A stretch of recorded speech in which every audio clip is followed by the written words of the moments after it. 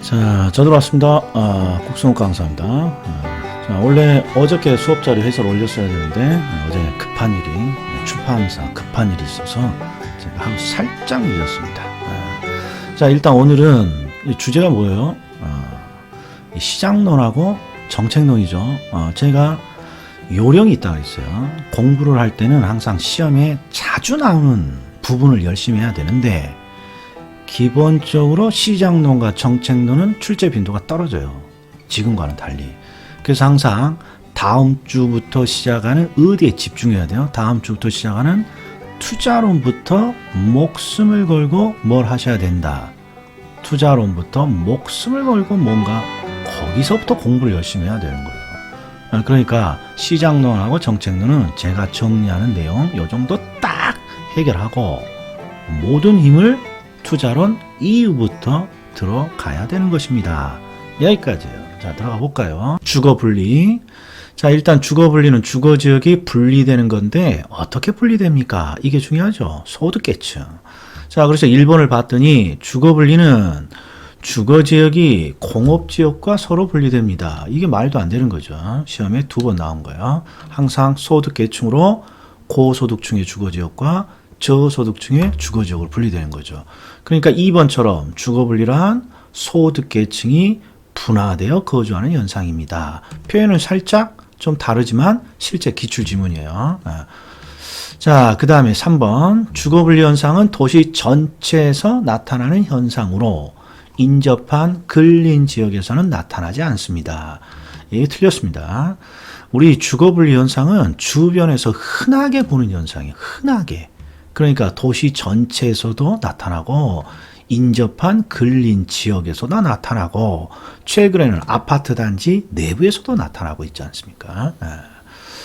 자, 그 다음에 고소득층은 다른 요인이 동일할 때 정의 외부 효과를 누리고자 저소득층 주거지에 가까이 입지하려고 합니다. 이 말도 안 되죠. 그러니까 얘는 오답이 뭐가 바뀌어야 되냐? 이 고소득과 저소득층이 이렇게 뒤바뀌어야 돼요. 그러니까 저소득층이 정의 외부 효과는 좋은 영향이에요.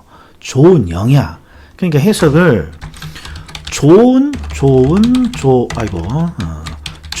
영향을 받고자 저소득이 고소득층 주거지에 가까이 입지하려고 하는 거죠. 자, 여기 핵심은 뭡니까?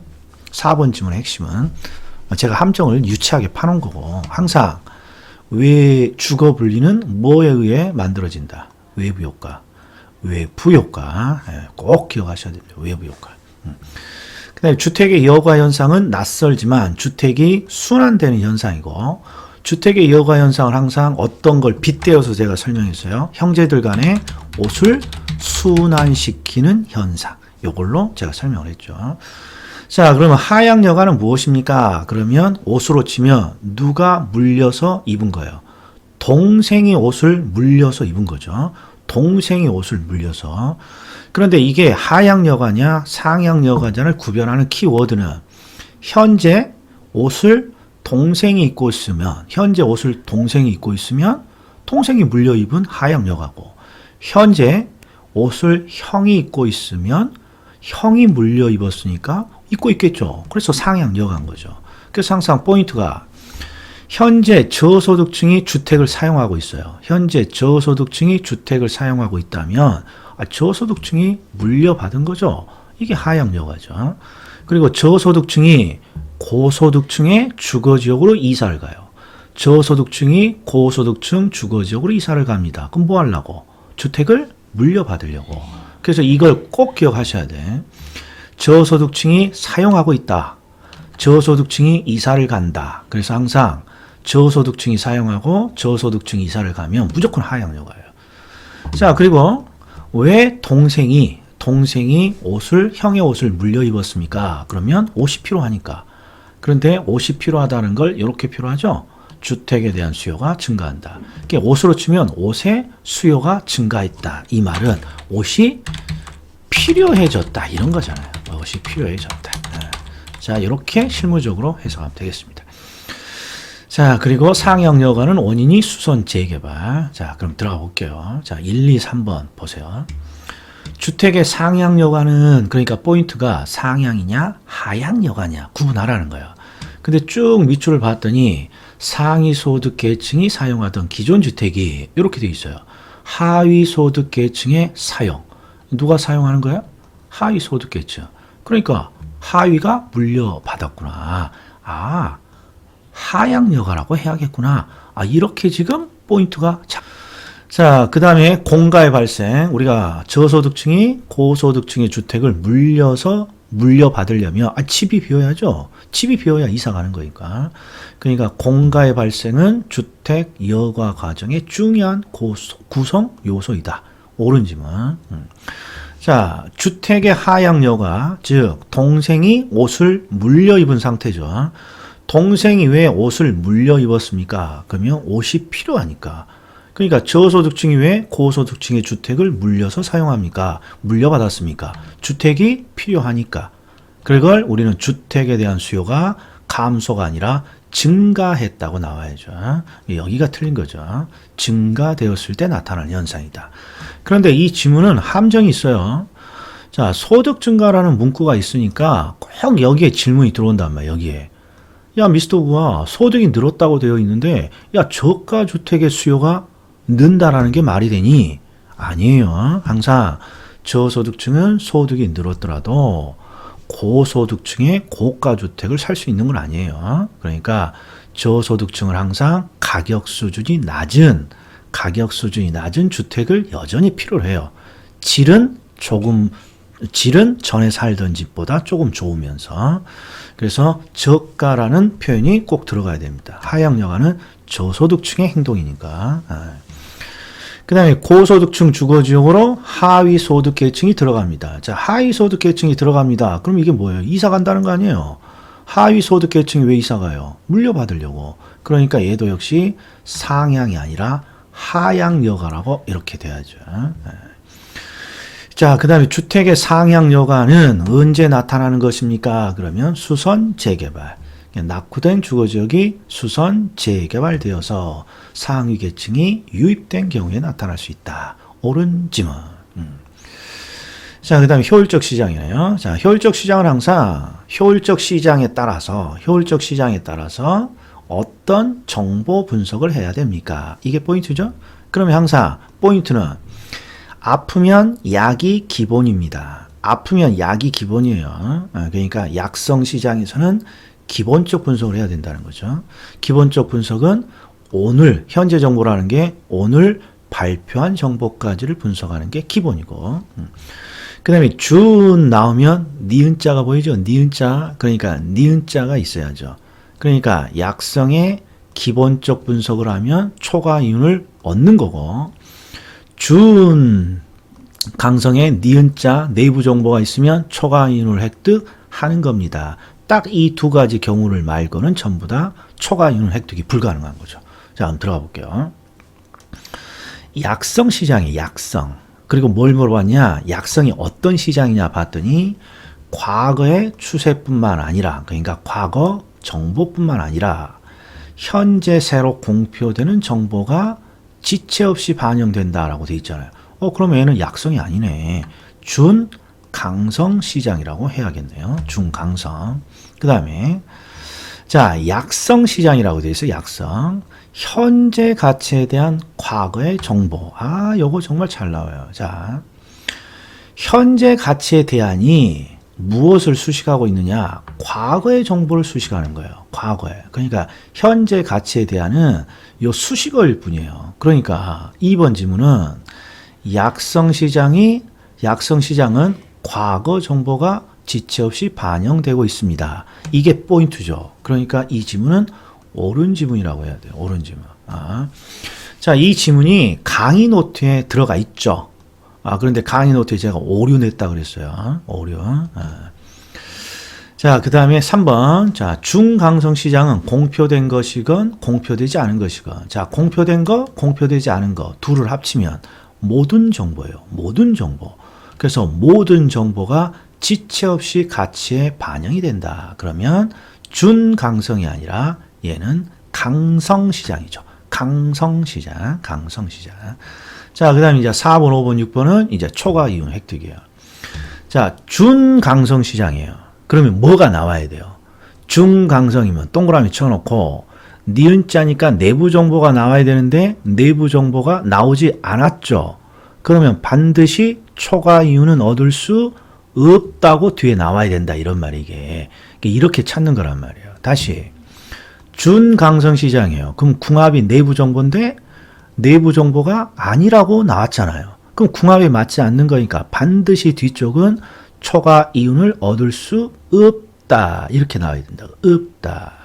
자, 그 다음에 부동산 시장의 경우 강성 시장이라고 되어 있어요. 강성. 그러면 강성은 어떤 정보 분석을 통해서라도 초과 이윤을 얻을 수 없다고 나와야죠. 그러니까 또 여기가 틀렸네요. 그러니까 항상 약성 시장의 기본적 분석, 준강성의 내부 정보 이것만 초과 이윤을 얻을 수 있는 거죠. 그러니까 요놈도 틀린 거죠. 초과 이윤을 얻을 수 없다. 자, 중강성이에요. 중강성. 그러니까 동그라미를 딱 쳐요. 그리고 내부 정보를 획득해야죠. 내부 정보. 그런데 뭐라고 되어 있냐? 공식적으로 이용 가능한 정보를 기초로 한 무슨 분석한다고 되어 있어요? 기본적 분석. 그러면 궁합이 안 맞잖아요. 내부 정보가 아니니까. 그러니까 뒤쪽은 초과 이윤을 얻을 수 없다고 나와야 된단 말이에요. 그러니까 이 경우에는 옳은 지문이 되는 거예요. 준인데 니은자 내부 정보가 없으니까 초과 이윤 얻을 수 없어 이렇게 결론이 떨어져야죠.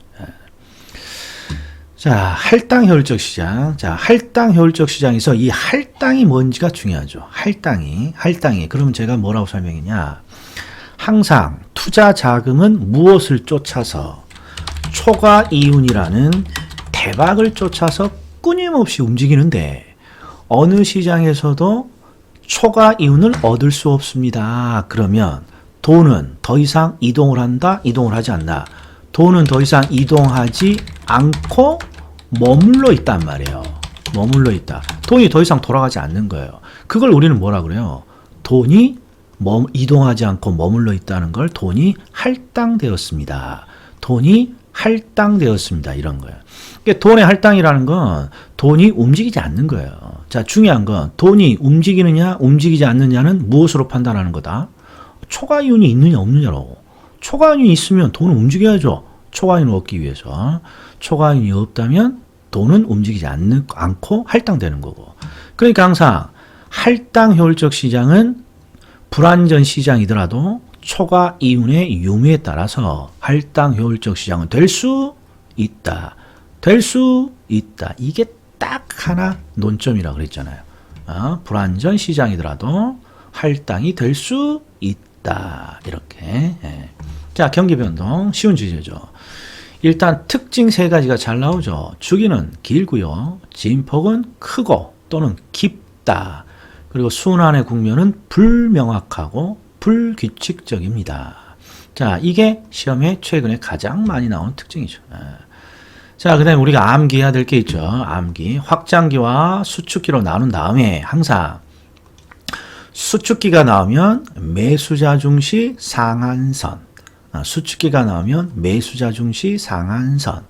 확장기가 나오면 시옷이 없으니까 매도자 중시 하한선. 그런데 둘 중에 뭘 반드시 기억해 줘야 된다. 이게 가장 쉽잖아요. 수축기, 매수자 중시 상한선. 그럼 이게 무슨 뜻이에요? 수축기는 가격이 떨어지고 있는 시기이기 때문에 물건을 사려는 매수자가 없단 말이에요. 매수자가 거래를 주재하고. 그래서 항상 매수자를 잘 관리해야만 거래를 한 건이라도 성사시킬 수 있더라. 그 다음에 수축기는 가격이 쭉 떨어지는 시기예요. 그래서 항상 새로운 거래를 할 때는 직전 과거에 얼마에 거래되었는지를 확인하는데 직전 거래가 항상 위에 있잖아요. 수축기는 과거가 위에 있고 새로운 거래가 밑에 있잖아요. 그러니까 직전 과거의 거래 가격은 새로운 거래 위에 있으니까 상한선. 확장기는 이렇게 가격이 올라가니까 과거의 가격은 하한선. 이렇게 부르는 거죠. 자, 들어갑니다. 자, 부동산 경기는 일반 경기와 다르게 일정한 주기, 동일한 진폭. 다 틀렸잖아요. 항상 불규칙적이고 불명확하고, 항상 주기는 길다 이렇게 나와야 되고, 주기는 길다 이렇게 나와야 되고, 진폭은 크다 이렇게 나와야 되고, 그리고 규칙적이지도 않고 안정적이지도 않는 거죠. 다 틀려먹었어요. 다 틀려먹었어요. 예. 그 다음에 부동산 경기는 순환 국면이 일정치 않은 경향을 보인다. 이건 옳은 지문이죠. 순환이 불규칙적이고 불명확합니다. 이랬으니까. 자, 그 다음에 여기 보니까 정점과 저점 간, 정점과 저점의 차이를 진폭이라고 하고, 진폭은 항상 크다라고 나와야죠. 크다라고 나와야죠. 자, 그 다음에 이제 요런 게 뭐예요? 요령이죠. 매도자 중시냐, 하한선이냐, 이렇게 나온다는 거예요. 그러면 항상 회복 국면에 동그라미를 치고, 수축기냐, 확장기냐를 봐야죠. N은 확장기죠. 자, N은 확장기예요. 그러면 암기 코드를 그대로 쓰는 거예요. 확장기예요. 회복이 중요한 게 아니라 확장기니까 시옷이 아니니까 매도자 중시고, 확장기니까 과거 가격은 하한선이 됩니다. 이거 다 옳은 지문이에요. 상향이 나와요. 상향. 이것도 확장기죠. 확장기. 그러니까 항상 뒤가 하한가가 된다, 하한선이 된다, 이렇게 나와야 돼요. 틀린 거예요, 이게. 이렇게만 보고 찾는 거야.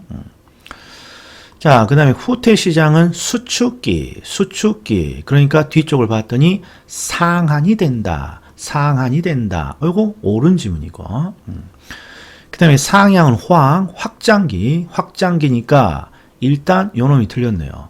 상향은 확장기니까 시옷이 없고 매도자가 들어가야죠. 매도자가 들어가고, 과거의 가격은 확장기니까 하한선이 된다. 그러니까 여기가 틀렸네요. 매도자 중시죠. 예. 자, 그 다음에 우리 시험에 거의 매년 나오는 직접 개입과 간접 개입을 찾으라는 거예요. 그러면 연상이 있어요. 얘는 그냥 암기하지 말고. 직접 개입 방식은 정부가 가격과 수량을 직접 통제하거나, 정부가 소비자 역할을 하거나, 정부가 공급자 역할을 하는 건데, 첫 번째, 정부가 가격을 직접 통제합니다. 그러면 두 가지가 떠올라야죠. 임대료 규제, 분양가 규제. 이 직접이죠. 직접. 그 다음에 정부가 소비자 역할을 합니다. 그러면 정부가 직접 토지를 취득하는 거예요. 토지를 취득해서 보유하는 토지은행.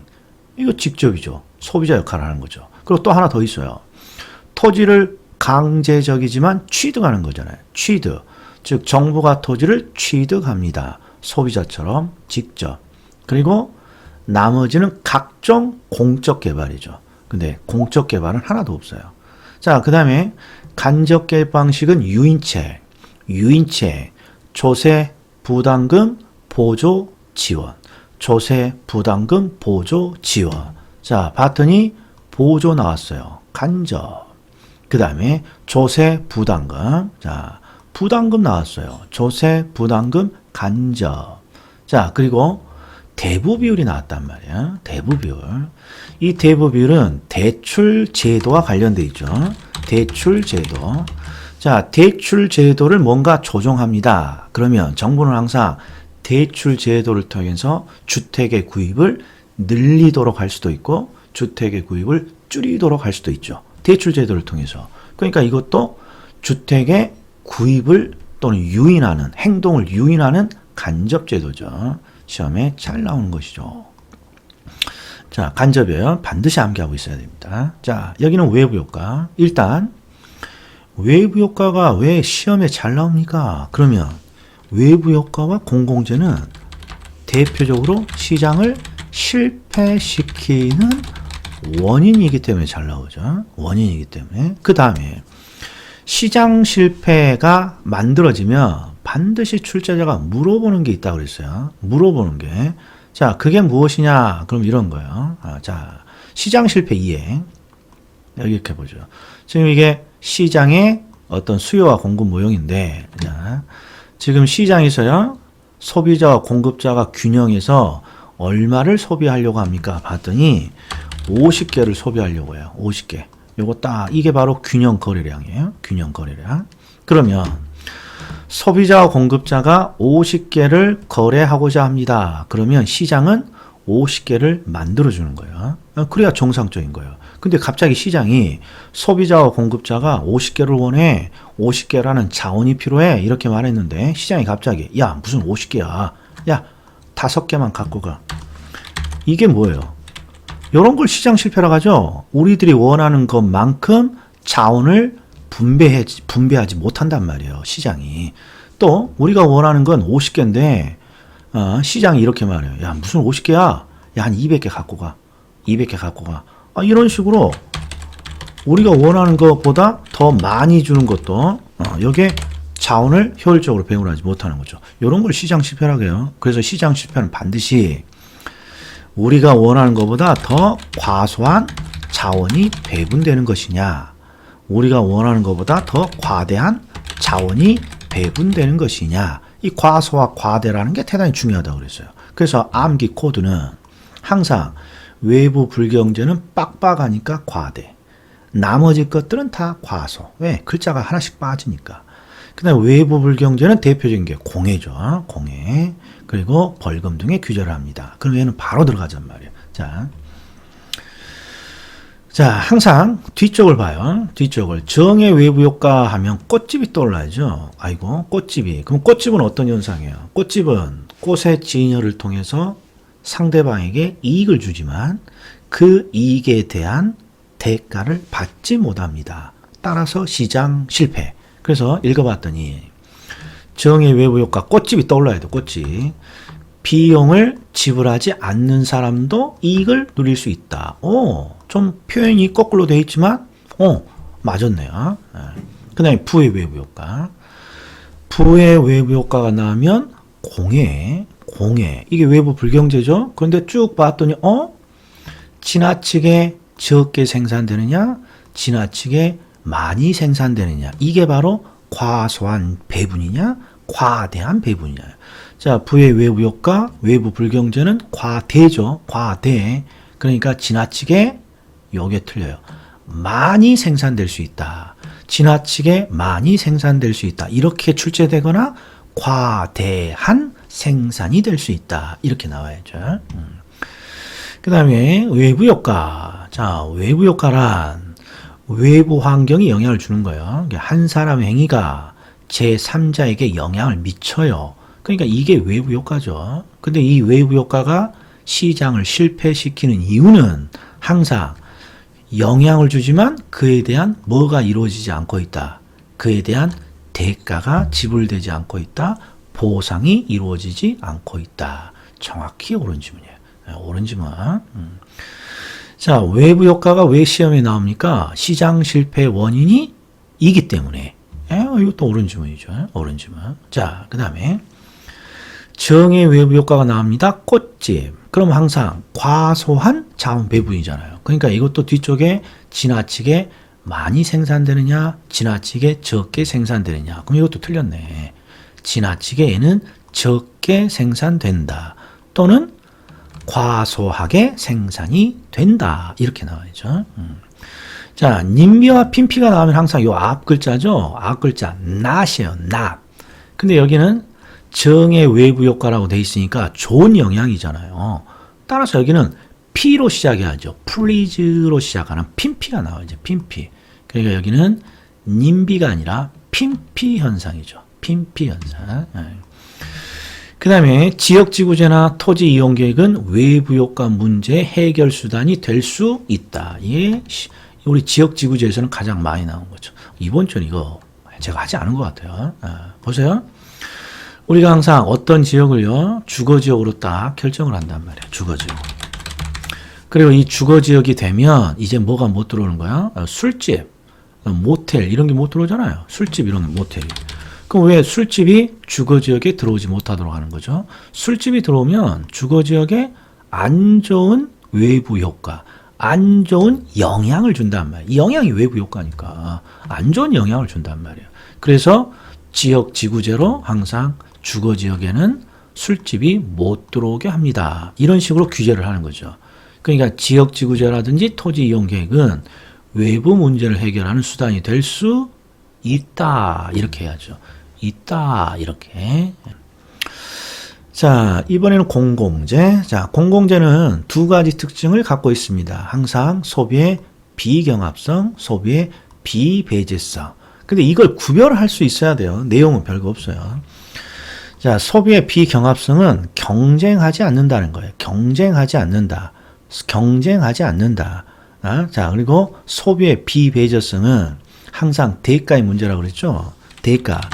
대가를 소비를 하려면 대가를 지불해야만 하는데 대가를 지불하지 않은 사람도 소비에서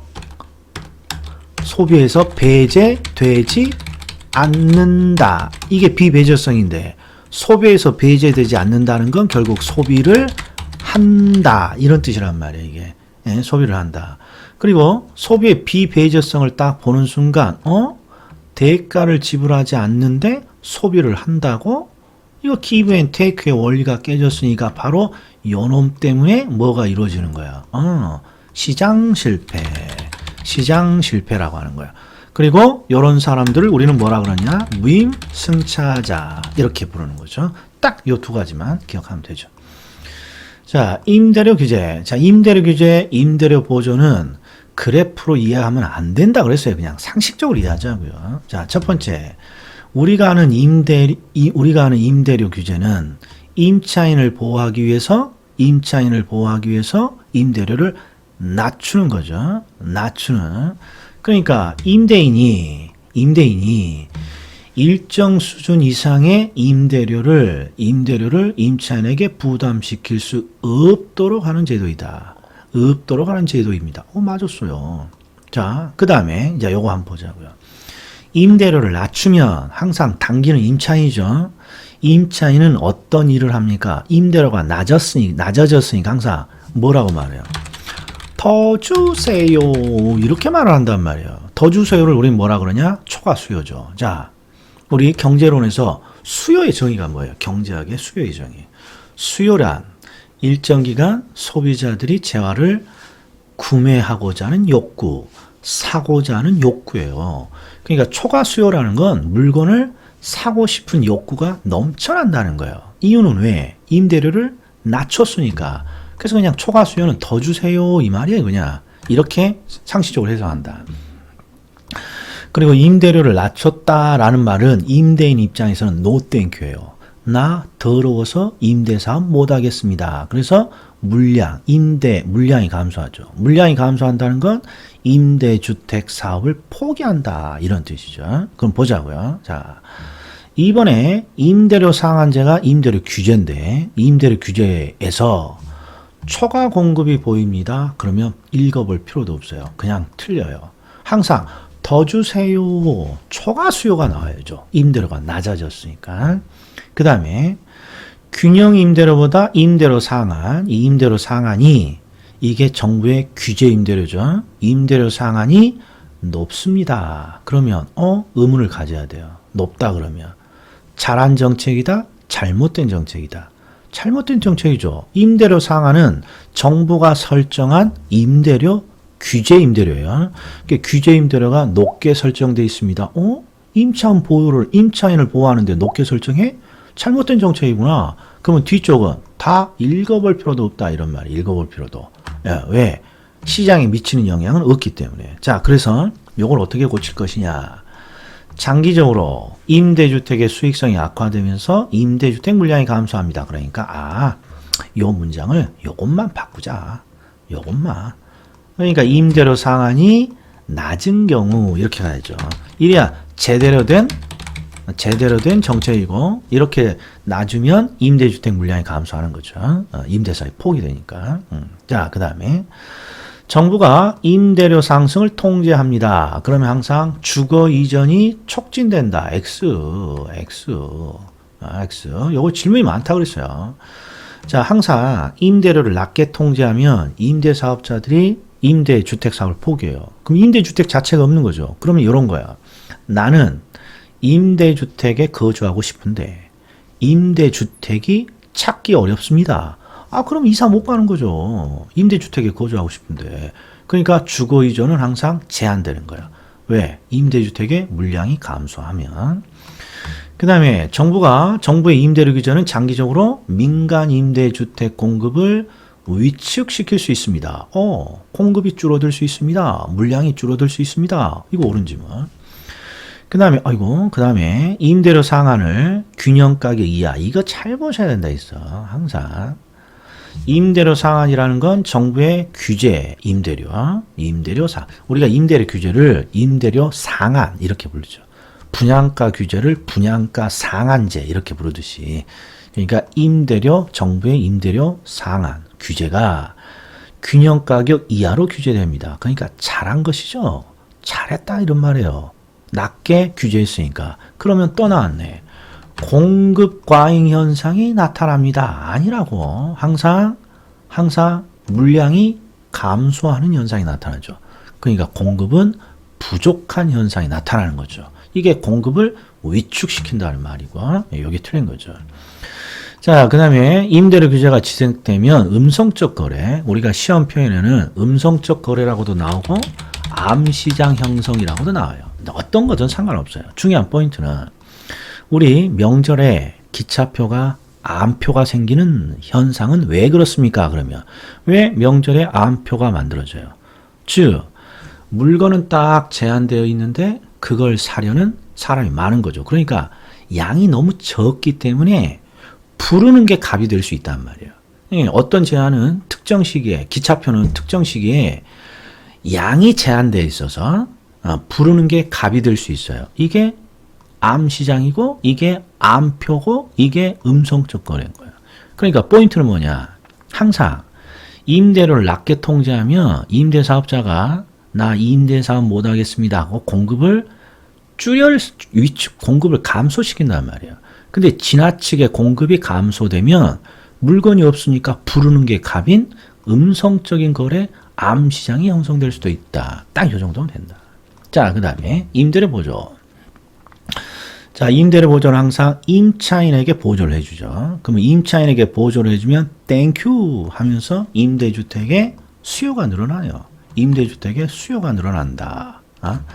자, 그리고 소비가 뭔가 이렇게 되면 반드시 소비된 것만큼 물건은 만들어지는 거죠. 그러니까 공급이 따라서 늘게 돼 있다 이런 거예요. 공급이. 자, 그래서 정부가 임대료를 보조하면 저소득 임차인들의 실질 소득이 증가하는 효과가 있기 때문에 땡큐 하면서 임대주택에 대한 수요를 증가한다. 이렇게 되는 거예요. 그리고 임대주택에 대한 소비가 늘면 반드시 소비된 것만큼 공급은 늘어나게 되어 있다. 이런 거예요. 이게 시장의 원리라 그랬죠. 시장에 누군가가 물건을 소비하면 반드시 누군가는 물건을 만들어낸다 이런 말이에요. 그런데 오늘 은평에서 야간 수업을 하고 왔는데 자, 요걸 물어봤어요. 여기는 말이에요. 수요 증가라고 돼 있고요. 수요 증가라고 돼 있고 이 임차인이 보조를 해주니까 땡큐 수요 증가라고 돼 있고 자, 여긴가요? 우리 임대료 규제는요. 임대료가 낮아졌으니까 땡큐 하면서 수요 증가라고 하면 될 걸 초과 수요 더 주세요 이런 현상이라고 표현이 달라요. 왜 그래요? 그러면 자 다시 한번 봐요.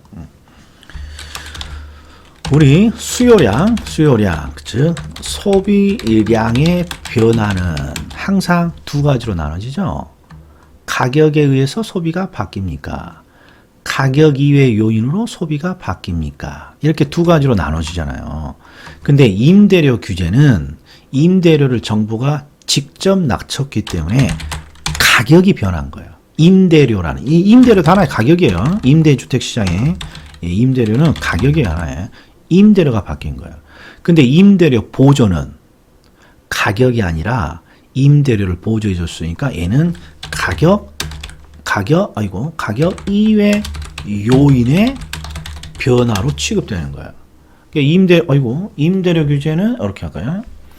임대료 규제는 임대료를 정부가 직접 손대니까 임대료 가격이 변해서 지금 소비가 변하는 현상이고 우리 임대료 보조는 가격 이외 요인으로 뭔가 소비가 바뀌는 거예요. 그러니까 표현이 다른 거예요. 그래서 우리 임대료 규제는 임대료를 낮추니까 더 주세요, 초과 수요라고 이렇게 나와 있고, 그 다음에 임대료 보조는 가격이 요인 다른 현상이니까 임대 주택에 대한 수요가 는다, 이런 식으로 되어 있는 겁니다. 자, 여기까지입니다. 항상 뭐가 중요하다? 반복이 중요해요. 반복이. 저 동영상 찍어놓으면 한번 딱 보지 말고 심심할 때마다 딱 요 정도 보면 시장론, 정책론은 충분하리라고 봅니다. 자, 다음에 뵙겠습니다.